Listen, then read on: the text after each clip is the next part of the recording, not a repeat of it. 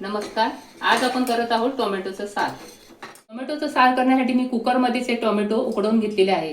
वाटण्यासाठी आपल्याला लागेल बेडगी मिरची, धणे. हे मी 10 मिनिटापूर्वीच गरम पाण्यामध्ये भिजत घातलेले आहे. आता इथे एक मिक्सरचं भांडं घ्यायचं आहे. यामध्ये टाकायचे टोमॅटो, बेडगी मिरची, धणे, कांदा, आलं, लसूण, चिंच, लाल तिखट, जिरे आणि ओलं खोबरं.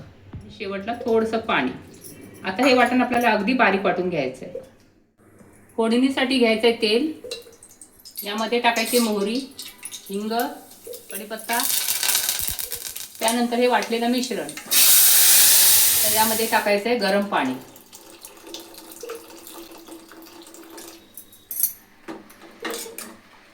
एक मोठी उकळ आली की यामध्ये घालायचे चवीनुसार मीठ, हळद, थोडीशी साखर.